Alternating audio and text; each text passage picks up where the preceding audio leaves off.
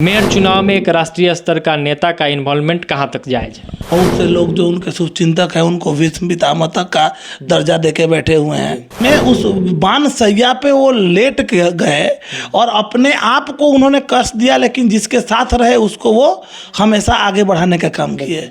लेकिन यहाँ जो मोतिहारी का भीष्म पितामह या इस चंपारण का भीष्म पितामह कहना ये कहीं से जायज नहीं है, जैसा कि आप समझ पा रहे हैं कि अब उनको राजनीति से संन्यास ले लेना चाहिए, ना कि ये छोटी छोटी चीज़ों पे उनको ध्यान देना चाहिए। और अपने ही पार्टी के बबलू गुप्ता को हटवा दिया। तो एक तरफ जहां ये कहा जाता है कि भाजपा वैश्य की राजनीति करती है और दूसरी तरफ उन पे ये आरोप लग रहा है कि वैश्य को ही खत्म करने में लगे हैं। तो इस पोस्ट पढ़ रहा था तो उसमें लिखा हुआ था आजमाने वाले को क्या आजमाना। अरे भैया क्यों नहीं आजमाएंगे? आप जनता के लिए हैं, जनता तो आपको हमेशा आपको बस जिता दे रही है। आपको जितने के कारण से आप जीतते चले जा रहे हैं, तो आप अपने आप को भीष्म पितामह मान लिए तो जनता आपको नहीं आजमाएगी।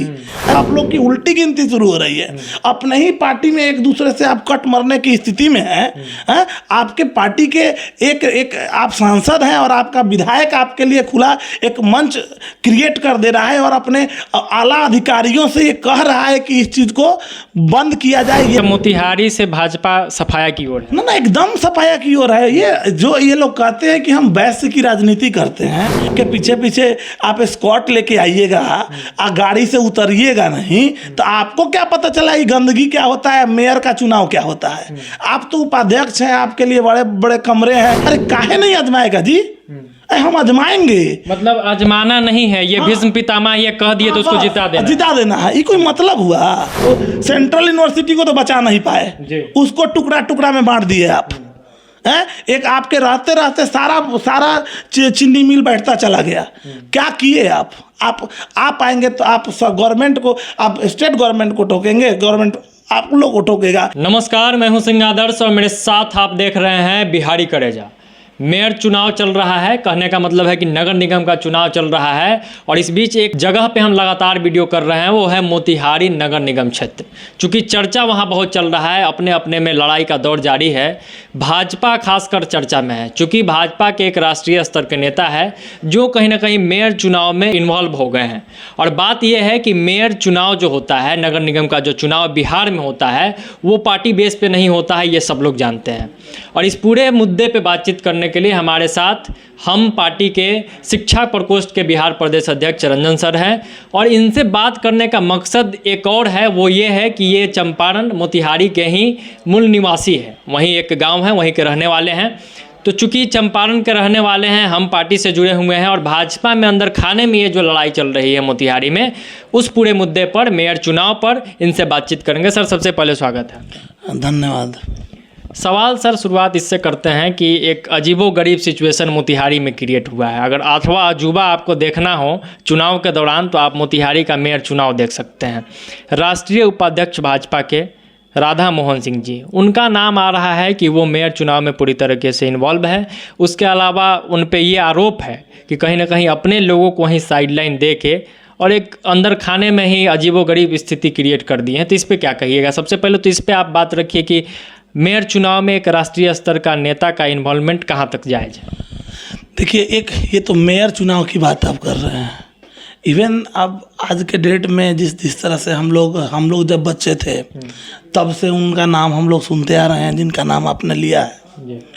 तो अब उनको उस लेवल पे अगर अपने आप को पर्टेन करते हैं, बहुत से लोग जो उनके शुभचिंतक हैं उनको विश्व पितामह तक का दर्जा देके बैठे हुए हैं। तो ये चीज़ें ठीक है, अपनी जगह है। तो अगर आप किसी को भीष्म पितामह बना दिए तो भीष्म पितामह का भी कर्तव्य बनता है कि अपनी जान की आहुति लगा के जो लोग आपके साथ हैं उनको उस लेवल तक पहुंचाने का आप काम करें। एक उदाहरण हमारा महाभारत है, उसमें उस बान सैया पे वो लेट के गए और अपने आप को उन्होंने कष्ट दिया, लेकिन जिसके साथ रहे उसको वो हमेशा आगे बढ़ाने का काम किए। लेकिन यहाँ जो आप जैसा कि देख पा रहे हैं और समझ पा रहे हैं वो इससे विपरीत है। तो ये पहले तो हम इसी नाम का खंडन करते हैं कि आप मोतिहारी का भीष्म पितामह या इस चंपारण का भीष्म पितामह कहना ये कहीं से जायज नहीं है, जैसा कि आप समझ पा रहे हैं। दूसरी बात देखिए, आप ऐसी राजनीति करिए जिससे सबका ग्रोथ हो। आप पार्टी में हैं, एक तो आप समझिए कि भाजपा के अंदर ये आजकल अभी का जो दौर है बहुत अपने खास करके अपने मोतिहारी क्षेत्र में, अपने इस चंपारण क्षेत्र में ये मतलब बड़ा ऊपर नीचे वाली स्थिति है। सब लोग अपनी वर्चस्व को साबित करने में लगे हुए हैं और जो आला कमान के नेता हैं वो उनका स्थिति अब इतने दिन से हम लोग देख रहे हैं, वहाँ से सांसद हैं, लेकिन पटकथा आप उनका देख के चलिए तो क्या किए, कोई उस तरह का एक स्मरणीय काम उनका नहीं दिखता है जिसके कारण से उनको मोतिहारी का भीष्म पितामह माना जाए। तो हम इस बात को सिरे से खंडन करते हैं। उनकी जो स्थिति है ये काफ़ी दयनीय है। मतलब अब उनको, हमारा पर्सनल आकलन है कि अब उनको राजनीति से संन्यास ले लेना चाहिए, ना कि ये छोटी छोटी चीज़ों पे उनको ध्यान देना चाहिए। कुछ आरोप उन पे शुरू से लगते आ रहा है, जिसमें ये था कि जिला परिषद अध्यक्ष का चुनाव हुआ मोतिहारी में, जिसमें उन्होंने अप्रत्यक्ष तौर पर पीछे से रह के महागठबंधन का सपोर्ट कर दिया। महागठबंधन के नेता ने यहाँ तक पोस्टर लगा दिया कि ये भीष्म पितामह को बधाई हड़वाने के लिए। दूसरी बात ये कि एमएलसी चुनाव आया, उसमें भी इन पे आरोप लगा कि पार्टी लाइन से हटकर इन्होंने किया और अपने ही पार्टी के बबलू गुप्ता को हड़वा दिया। तो एक तरफ जहाँ ये कहा जाता है कि भाजपा वैश्य की राजनीति करती है और दूसरी तरफ उन पे ये आरोप लग रहा है कि वैश्य को ही ख़त्म करने में लगे हैं, तो इस पे क्या कहेंगे आप? देखिए, एक चीज़, पहला बात तो आपको समझने की आवश्यकता है कि नगर निगम चुनाव जो है वो किसी पार्टी और किसी व्यक्ति विशेष पार्टी का वो नहीं है। यह एक समुदाय, एक जगह का, वहाँ जो भी प्रॉब्लम है उनके समाधान के लिए ये मतलब नगर निगम का चुनाव या जो भी चुनाव होता है, जो मतलब छोटे लेवल पे जो भी हो रहे हैं चुनाव। अब एक बात समझिए, जिसमें पार्टी का प्रत्यक्ष रूप से कोई इन्वॉल्वमेंट नहीं है, उसमें एक आला कमान मतलब उपाध्यक्ष रैंक के, मतलब राष्ट्रीय उपाध्यक्ष रैंक के नेता को मतलब अपने अगर पोस्ट पे, अपने फेसबुक पेज से उनको ऑफिशियली अगर वो दे रहे हैं इस चीज़ को, वो दे देना कि फलाने लोग हैं और फलाने लोग हैं। और एक सबसे इम्पोर्टेंट चीज़ है कि उनका मैं एक पोस्ट पढ़ रहा था तो उसमें लिखा हुआ था, आजमाने वाले को क्या आजमाना। अरे भैया, क्यों नहीं आजमाएंगे? आप जनता के लिए हैं, जनता तो आपको हमेशा आपको बस जिता दे रही है। आपको जीतने के कारण से आप जीतते चले जा रहे हैं, तो आप अपने आप को भीष्म पितामह मान लिए तो जनता आपको नहीं आजमाएगी। अरे ये आपका स्टेटमेंट ही यहीं से गलत है। क्यों नहीं आजमाएगा जनता? आपको आजमाएगा। अब तो आपकी शुरुआत हो रही है, अब आप लोग की उल्टी गिनती शुरू हो रही है। अपने ही पार्टी में एक दूसरे से आप कट मरने की स्थिति में है। आपके पार्टी के एक आप सांसद हैं और आपका विधायक आपके लिए खुला एक मंच क्रिएट कर दे रहा है और अपने आला अधिकारियों से ये कह रहा है कि इस चीज़ को बंद किया जाए। ये बहुत गलत हो रहा है। जैसा कि आप बताए अभी कि उन्होंने अप्रत्यक्ष रूप या प्रत्यक्ष रूप से उन्होंने सपोर्ट किया, दूसरे को सपोर्ट किया। पहले तो इनको ये शोभा नहीं देता है, जिस लेवल पे ये मंत्री रहे हैं इनको ये चीज़ शोभा नहीं देता है। दूसरी बात, जब आप अपने ही पार्टी में एक से ज़्यादा लोगों को आप खड़ा करके और ले जाते हैं वहाँ पे, तो कंट्रोवर्सी की स्थिति तो वहीं पैदा होती है। तो आप अपनी वर्चस्व को बनाए रखने के लिए इसका सीधा जो लोग खड़े हो रहे हैं उनको भी ये समझना चाहिए कि आपको इनडायरेक्टली या डायरेक्टली आपको ध्वस्त किया जा रहा है। आपका जो राजनीतिक बैकग्राउंड है उसको ख़त्म करने का प्रयास किया जा रहा है कि इनका जो दाल रोटी है वो इनका चलता रहे।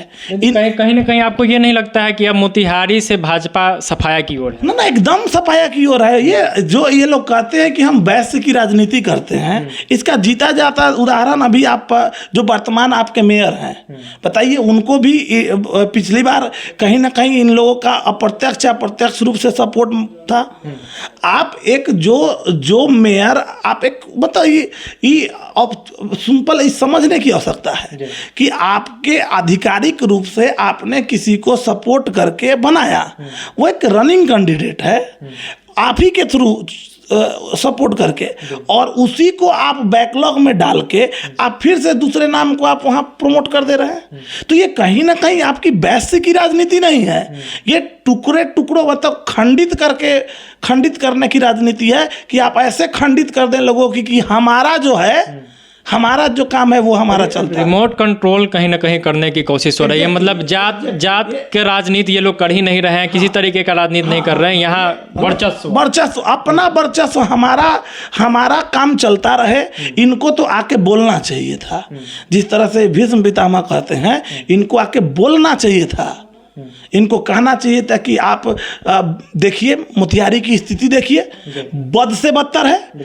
आप किसी कोना में आप 10 कदम आप बढ़ जाइए, हर जगह गंदगी का अंबार है, आपको इसके लिए बोलना चाहिए। तो आप आइएगा 10 को आपके पीछे पीछे आप स्कॉट लेके आइएगा, गाड़ी से उतरिएगा नहीं, तो आपको क्या पता चला ये गंदगी क्या होता है, मेयर का चुनाव क्या होता है। आप तो उपाध्यक्ष हैं, आपके लिए बड़े बड़े कमरे हैं, आप वहाँ बैठते हैं, तो आपको ये बोलना चाहिए था कि जो लोग काम कर रहे हैं वो लोग, जैसे हम लोग हैं, हम लोग अपनी तरफ से ये बोलेंगे कि भाई जो लोग भी अच्छा काम करें उनको हमारी तरफ से अभी भी अग्रिम शुभकामना है कि वो लोग जीते, कि मोतिहारी का सौंदर्यीकरण हो। कभी ये बोलते हुए उनको नहीं सुना हमने, कभी भी उसके लिए आप आएंगे कहेंगे आजमाने वाले को क्या आजमाना, अरे काहे नहीं आजमाएगा जी, हम आजमाएंगे, मतलब आजमाना नहीं है, ये भीष्म पितामह ये कह दिए तो उसको जिता देना है, ये कोई मतलब हुआ। अरे आपको तो अब ना शुरू होगा, आपके लिए अब शुरू हो रहा है, उल्टा गिनती शुरू हो रहा है। हमारी पार्टी, आप कहते हैं भाई दलित क्या कर रहे हैं, दलित को सामने दिख रहा है, उसको तो आप उसका नाम ही उड़ा दिए भाई। आप जो रनिंग अभी जो कैंडिडेट है उनको आप उड़ा दिए, आप कह रहे हैं कि वैसे यूज एंड थ्रो, फिर नया को खड़ा किए कि उससे हमको वोट मिले।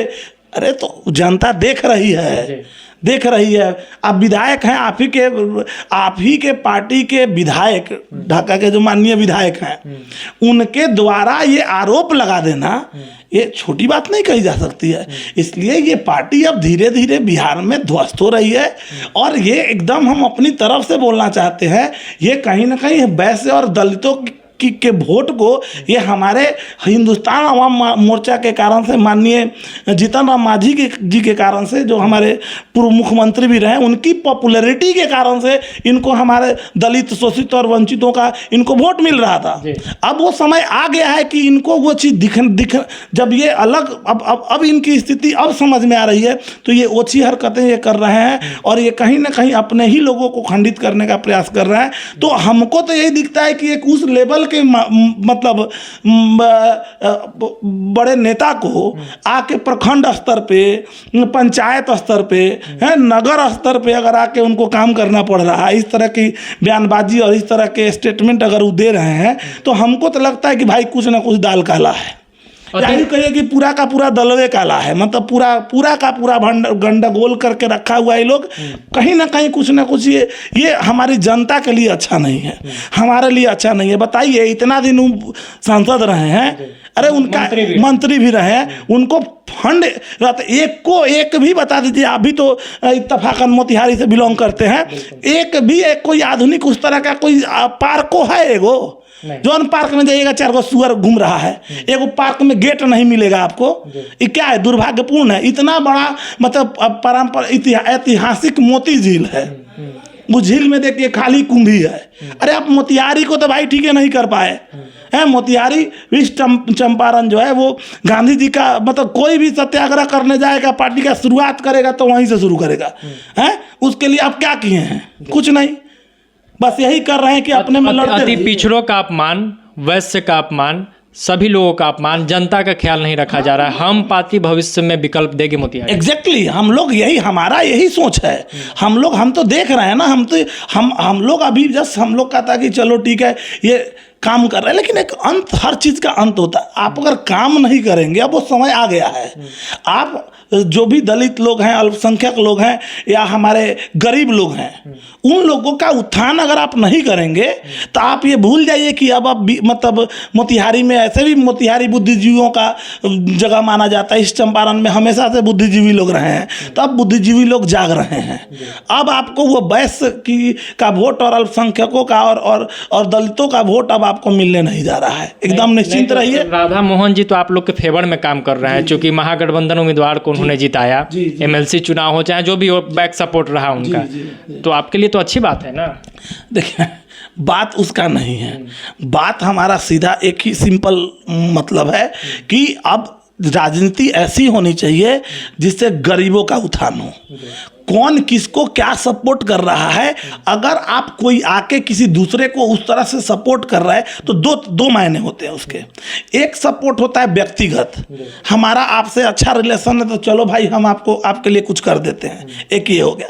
और एक होता है अपनी राजनीतिक रोटी सेकना, दोनों में बहुत अंतर होता है। तो अब आप चाहिएगा कि हम अगर एक दूसरे को लड़ा के अपना राजनीतिक रोटी सेक लें, अब बिहार की जनता और खास करके इस चंपारण की जनता जो है वो अब जान रही है, आपको ये नहीं करने देगी। पर्दाफाश हो चुका है, पूरा पर्दाफाश तो हो ही गया है, वो तो सामने दिख रहा है। जैसा कि आप कहीं भी ये देखने वाली चीज़ है, आप जाइए, आप उनके भी फेसबुक पे जाइए, इनके फेसबुक पे जाइए, दोनों पे प्रत्यक्ष रूप से वार चल रहा है। कह सकते हैं कि ये इसको कोल्ड वार।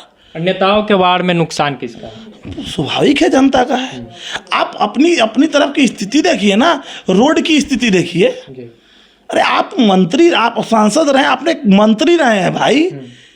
अरे आप तो मतलब कहिए तो ऐसे कहिए कि आप सेंट्रल यूनिवर्सिटी को तो बचा नहीं पाए, उसको टुकड़ा टुकड़ा में बांट दिए आप हैं। एक आपके रहते रहते सारा चीनी मिल बैठता चला गया। क्या किए आप आएंगे तो आप गवर्नमेंट को, आप स्टेट गवर्नमेंट को ठोकेंगे, गवर्नमेंट आप लोग को ठोकेगा, इस बीच में हमारा नुकसान हो रहा है। तो अब जनता जाग गई है और हम पार्टी, हमारा जो पार्टी है हिंदुस्तान अवाम मोर्चा, ये किसी के नाम का मोहताज नहीं है। हमारे माननीय पूर्व मुख्यमंत्री और हमारे जीतन राम मांझी जी ने जो संकल्प ले रखा है कि गरीबों का उत्थान हो, हम लोग पूरी तरह से कटिबद्ध हैं कि अब एक एक गरीब के आवाज़ को उस लेवल तक पहुंचाएंगे जो ये खंडित करके और ये अपने वोट बैंकों को यूज करके ये इस तरह से राजनीति करके अगर रोटी सेकना चाहेंगे तो अब उसको सेकने नहीं दिया जाएगा।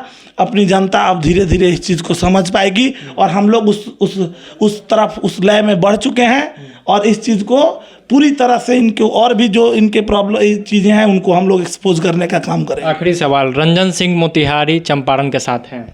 एकदम है। देखिए, हम चंपारण के साथ क्यों नहीं रहेंगे?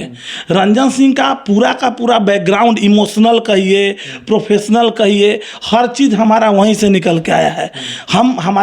हमारा जन्म, आप जैसा कि आपने शुरुआत बोला तो मैं एक छोटा सा ऐड कर दूं कि मोतिहारी में एक पकड़ीदयाल प्रखंड है, वहीं पे बड़का गांव एक जगह है, वहीं से हमारी पूरी पढ़ाई हुई है 10th तक। उसके बाद मैं पटना आके पटना साइंस कॉलेज से पढ़ा और केमिस्ट्री के टीचर के रूप में मैं पटना बोरिंग रोड में अपना काम कर रहा हूं। और पॉलिटिकली मैं मतलब हम पार्टी के साथ हमारे राष्ट्रीय संरक्षक जीतन राम मांझी जी और हमारे राष्ट्रीय अध्यक्ष संतोष कुमार सुमन जी के साथ बढ़ के अपने समाज के उत्थान के लिए हम लोग कटिबद्ध हैं।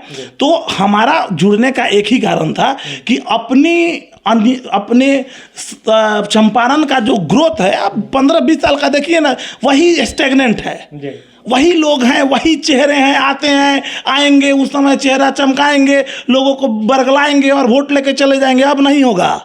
नए चेहरों को आना जरूरी है, युवाओं को आना जरूरी है। और युवाओं और छात्र जब तक नहीं आएंगे, नहीं बढ़ेंगे, तब तक ये लोग अपनी राजनीतिक रोटी सेकते रहेंगे।